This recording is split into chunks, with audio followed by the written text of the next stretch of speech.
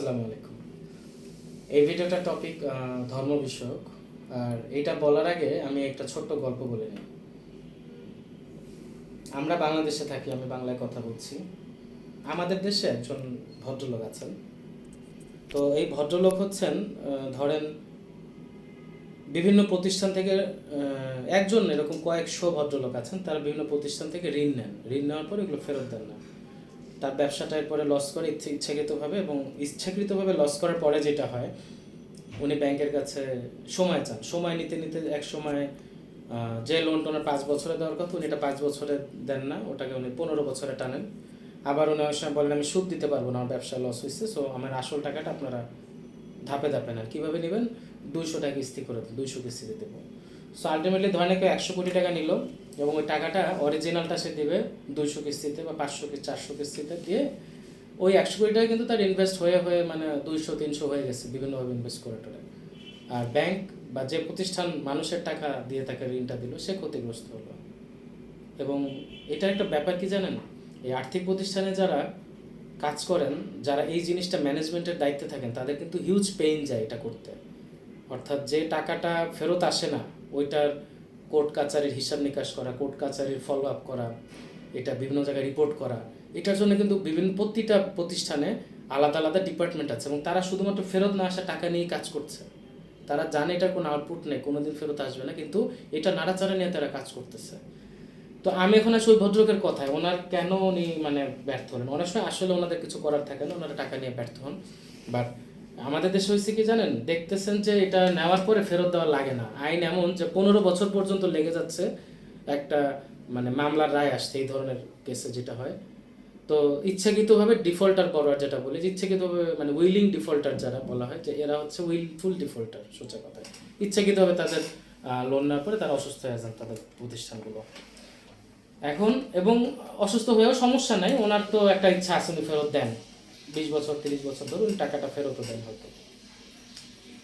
এখন এটা বলার উদ্দেশ্য হলো, পৃথিবীতে যে নিয়মগুলো আছে, যে লসগুলো আছে মানুষের জন্য, মানুষ বানিয়েছে, প্রতিটা লয়ের লুপহোল আছে।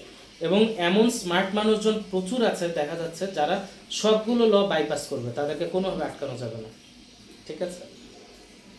তো এরকম যদি ঘটনা হয় যে মানুষ ঠিক যা ইচ্ছা তাই করতে পারতেছে, এবং তাকে কোনো পৃথিবীর আইনে আটকানো যায় না, সেটা একটা কি অরাজক জগৎ না? কিন্তু আসলে কিন্তু এটা সবাই করছে না, কিছু মানুষ করে।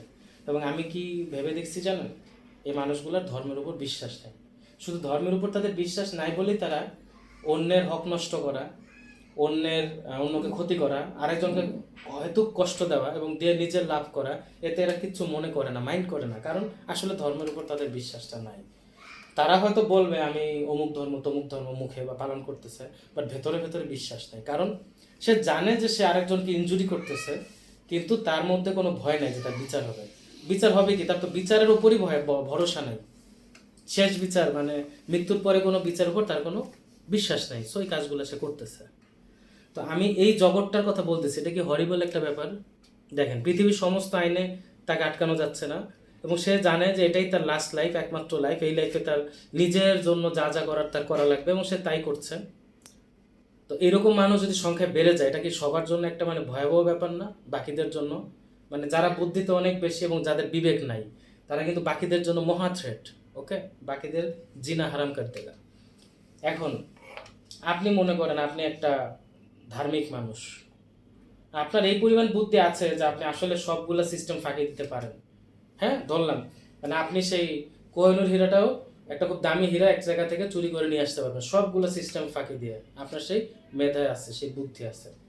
কিন্তু আপনার আবার একটা ঘটনাও আছে, আপনি ধার্মিক মানুষ, তো আপনি জানেন কেউ একজন আপনাকে দেখছে, আপনি আলটিমেটলি এই কাজে মেধা খরচই করবেন না, অন্যের জিনিস চুরি করবেন না, আমাকে বলে দিছে, এক কথা শেষ। তার মানে কি, আপনাকে তখন ভালো কাজে সারা জীবন ব্যয় করতে হবে। ঠিক আছে? মানে দেখেন, আপনার মধ্যে যদি ধর্ম না থাকতো আপনি কি করতেন? আপনি কিন্তু ভাবতেছেন ঠিক আছে, এই হীরাটা তো আসলে চুরি করলে কারো কোনো ক্ষতি নাই, এটা অনেক অমুকের হীরা, সো অমুকের এই হীরা না নিলেও কোনো মানে তার কাছ থেকে নিয়ে গেলেও সে পথে বসবে না, তার কিছুই হবে না। আমি হীরাটা নিলাম, নিয়ে আমি একটু নিজের মতো করে এটা ইনভেস্ট করলাম, নিয়ে তারপরে এই লাইফটা এনজয় করলাম। মানে এই যে অন্যের সম্পত্তি চুরি করা, যেটা আসলে কিন্তু অন্যের একটা হীরা চুরি করা, একটা ব্যবসা প্রতিষ্ঠান থেকে বা একটা আর্থিক প্রতিষ্ঠান থেকে টাকা নিয়ে ফেরত না দেওয়া কিন্তু একই ঘটনা। অন্যের আমানত নিলাম, নিয়ে ফেরত দিলাম না, কারণ আপনি তো দেখতেছেন আসলে কারো কোনো এতে মানে আপাত দৃষ্টিতে ক্ষতি হচ্ছে না। আচ্ছা নিলাম 100 কোটি টাকা নিলাম, ফেরত দিলাম না, কার কি ক্ষতি হচ্ছে? কেউ পথে বসে গেছে? চলতেছে তো, মানে সাগরের এক টুকরা পানি নিলাম, ব্যাপারটা অনেকটা এরকম। কিন্তু যদি ধার্মিক হন তাহলে কিন্তু এটাও করবেন না আপনি। So that is the importance of religion. পৃথিবীর আইনে আপনাকে সব দিক দিয়ে আটকানো যাচ্ছে না, কোনো দিক দিয়ে আটকানো যাচ্ছে না, কিন্তু রিলিজিয়ান যদি বিশ্বাস থাকে আপনি নিজেই আটকা পড়ে গেছেন সব জায়গায়। কোনো অবৈধ অনৈতিক কাজ আপনাকে দেওয়ার হচ্ছে না। আপনার কাছে আপনার ফ্যামিলি সেফ, আপনি নিজের কাছে আপনার কাছে আপনি সেফ, আপনার কাছে পৃথিবীর মানুষ সেফ। যদিও আপনার ভয়াবহ ক্ষমতা আছে আনসেফ করে ফেলার, আনস্টেবিলিটি তৈরি করে, কিন্তু আপনি করছেন না। কারণ আপনার ঈশ্বরের প্রতি, আল্লাহর প্রতি, স্রষ্টার প্রতি, ভগবানের প্রতি আপনার ভয় আছে। You know there is a creator who is watching me. So আপনি যেহেতু এই ভয়টা আপনার জন্য আছে, সো আপনি পৃথিবীতে মোটামুটি ক্ষমতা থাকলে অন্যায় করবেন না।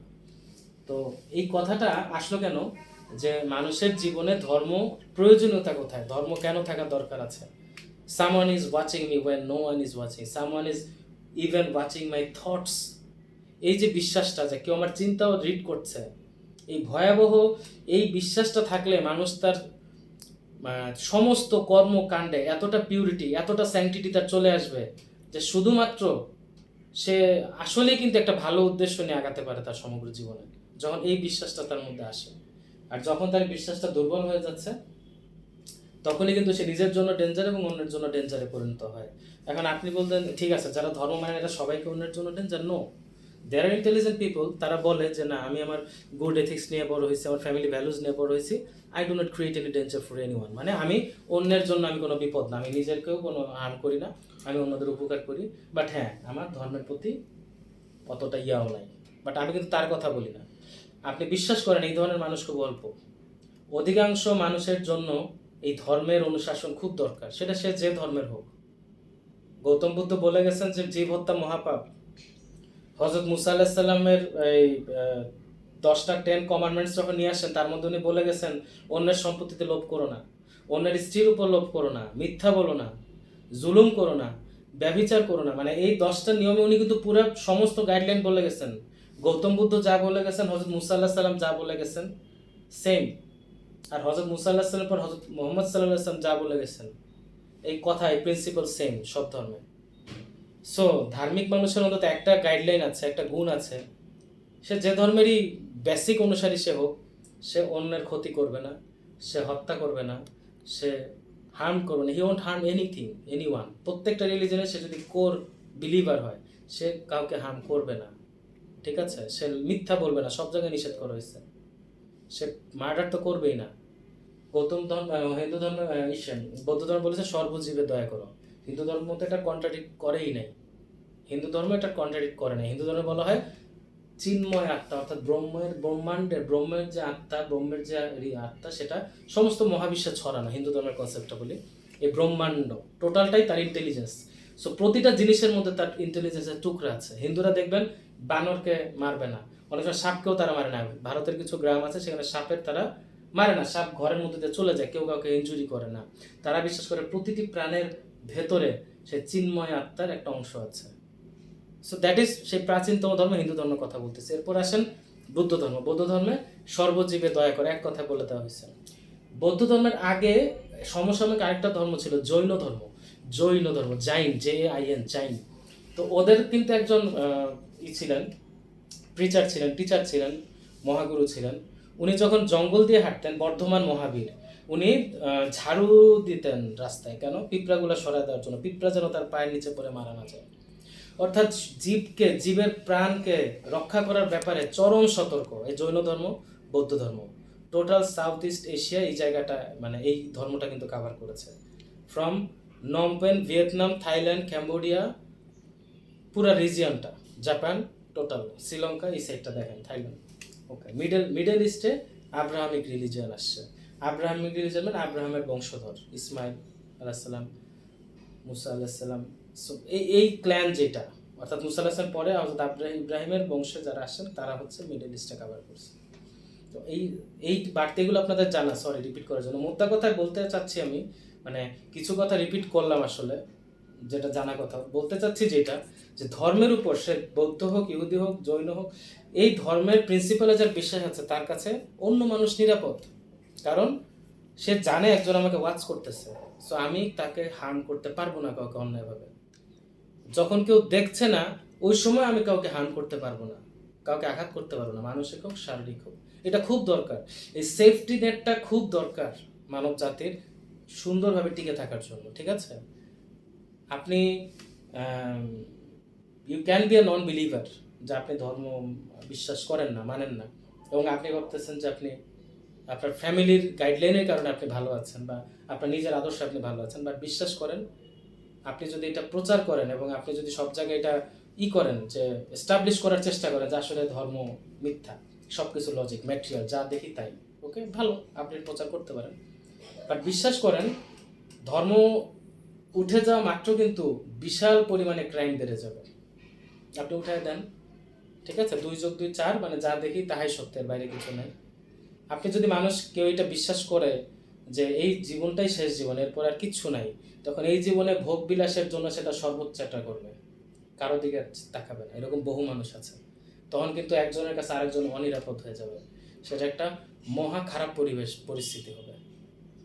মানে আমি আবারও বলছি, আপনি বিবেকবান, আপনি ধর্মের ব্যাপারে উদাসীন, বাট আপনার মতো সবাই না। ধর্মটা তৈরি করেছে পুরো মাস পিপলের জন্য, ধর্মের যে কনসেপ্টগুলো আছে সে মাস পিপলটা ঠিক রাখার জন্য, তাদের সমস্ত লাইফস্টাইলটাকে কন্ট্রোল করা, তাদেরকে গাইড করার জন্য ধর্মের খুব দরকার, সে যে ধর্মেরই হোক।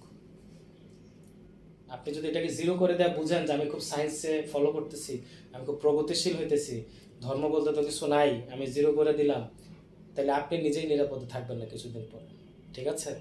আপনি যে আইফোন নিয়ে ঘুরতেছেন ওইটা আপনার কাছে ঠাস করে একজন নিয়ে যাবে, কারণ পুলিশ তো ধরতে পারবেই না আমারে, আর আল্লাহ তো মানে দেখতেছেই না, নাউজুবিল্লাহ। মানে উইল নট বি সেফ, ঠিক আছে? আর religion is a important thing, খুব দরকার, মানুষের সিভিলাইজেশন খুব ইম্পর্টেন্ট একটা পার্ট। তো আজকের এখনকার এই ভিডিওটার টপিকটা ছিল যে ওয়াই রিলিজিয়ন ইজ ইম্পর্টেন্ট, এবং রিলিজিয়াস মানুষ বিশ্বাস করে তাকে তার ঈশ্বর, আল্লাহ, খোদা, ভগবান দেখছে সবসময়, সো সে তো গাইডলাইন অনুসারে কাজ করার চেষ্টা করে এবং চিন্তা করার চেষ্টা করে। দ্যাট ইজ ভেরি ইম্পর্টেন্ট, কারণ কিছু লোক যখন রিলিজনে বিশ্বাস করে না বলেই বাংলাদেশে এখন 1 লক্ষ কোটি টাকা ঋণ খেলাপি তৈরি হয়েছে, কারণ তারা বিশ্বাস করে পৃথিবীর কোন আইন কানুন দিয়ে এই টাকা আমার ফেরত দেওয়া লাগবে না। আর আল্লাহর উপর যদি ভয় থাকতো, বিশ্বাস থাকতো, যে যে কোরআন শরীফে বলে দেওয়া আছে যে ঋণ খেলাপি হয়ে যাও না, কারো ঋণ নিয়ে তুমি যাও না কবরে, তোমাকে ঋণ মাফ করা হবে না, এই বিশ্বাস যদি থাকতো, সে ঋণ নিয়ে সে মারা যেত না, সে ঋণ পরিশোধ করেই মারা যেত। সো আপনি বিশ্বাস করেন, মানে জাস্ট একটা সমস্যা বললাম এই সিভিলাইজেশনের, পুরো ওয়ার্ল্ড ওয়াইড যেটা আছে, যে ঋণ নিয়ে পরিশোধ না করা ফিনান্সিয়াল ইনস্টিটিউশন থেকে, এই সমস্যার গড় হচ্ছে ধর্মে বিশ্বাস না থাকা। ওকে।